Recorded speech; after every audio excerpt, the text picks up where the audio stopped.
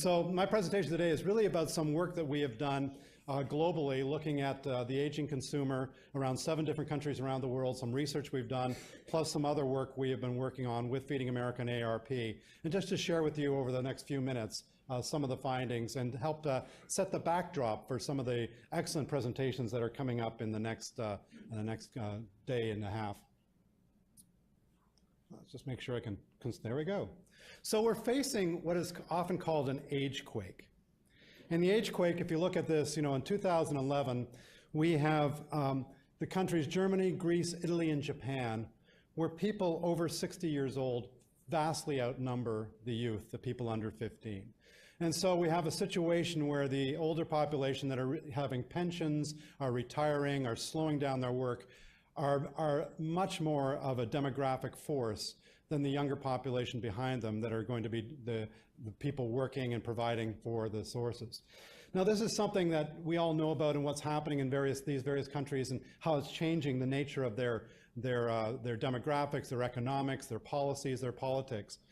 But if you look at it in 2010, many more countries start to emerge as well. We're seeing a slowing birth rate in Eastern European countries and Southern European countries, slowing birth rate in many countries around the world. In fact, 2 major trends are affecting us right now. One is generally, although we're going from 7.2 billion people population to 9 billion population by 2050, our birth rate is slowing down in every country, including India and China.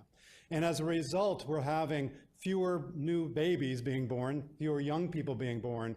And then the other side of that is that we all are living longer. And so we have an older population that are living longer and a reduced number of younger population coming on board. This is the age quake that's occurring. And if you look by 2030, there'll be 34 countries, including Japan, Germany, the US will have 20.1% of people that are over 65 that will greatly outnumber the number of young people as well. So this quake of older consumers is not just a US phenomenon. It is happening around the world. And every country is going to have to deal with it in different ways. In fact, some of the statistics that we see, the fastest growing age cohort right now in the US is people 100 years old or older. And we're seeing that by 2025, there'll be 119,000 consumers that are 100 years old and older. And think about, by the year 2050, there'll be over 1 million people 100 years old or older. And guess what? They all turn 65 this year.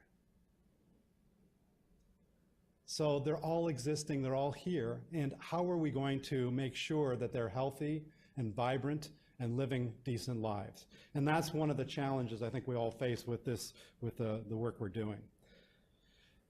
We focus on millennials. All our advertising, our TV shows, our commercials are all about millennials, but if you really look at it, the real spending power is in boomers and older. $3 trillion is spent in the US alone by consumers over 60 years old, and globally it's $15 trillion. So we've got a major consumer impact here as well. But we're also facing a challenge economically where 29% of households 55 and older have no defined benefit plans or no retirement savings in the US. And so we've got this aging population going to live longer. We've got this great consumer power, but we've got this cohort of people that are facing some real challenges and trying to get through to have enough money as they live longer. So the study we did really looked at a global maturing consumer study. We did this with the Consumer Goods Forum, which is an international association of consumer goods retailers, manufacturers. And we looked at over 3,000 surveys, 3,000 in-person interviews with consumers from 7 different countries that the countries represented 60% of the world population. Basically, aging consumers 60 and older on what are their perceptions on consumer shopping, on products, etc. And we often found that they have distinct characteristics. They buy different product categories and enjoy shopping more. They shop often in smaller stores and closer to home. They are more loyal and more demanding on quality. They watch for promotions, but they do not find them adapted as much as possible. And their priorities change as they age. So a 60-year-old is different than a 70-year-old, is different than an 80-year-old, and will be different than the 1,100,000-year-olds we're going to see by 2050. So the consumers, common themes, and these are probably, very similar to the ones that you see as well. When I buy shampoo, there's a big logo on the company and not much else. So they're harder to read those packages. They aren't able to reach up to the top shelves. I'm not as tall as I used to be, and I do feel I wish I could reach a product on the shelf.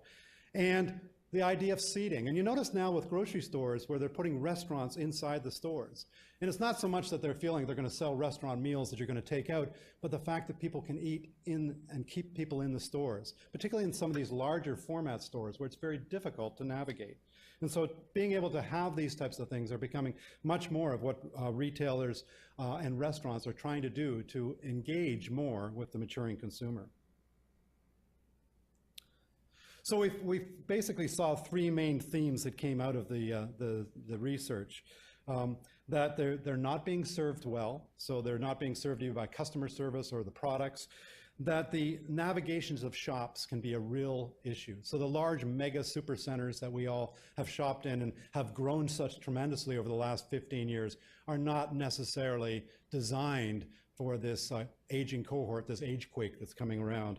And packaging is still a big problem of packaging, opening it, reading it, using it.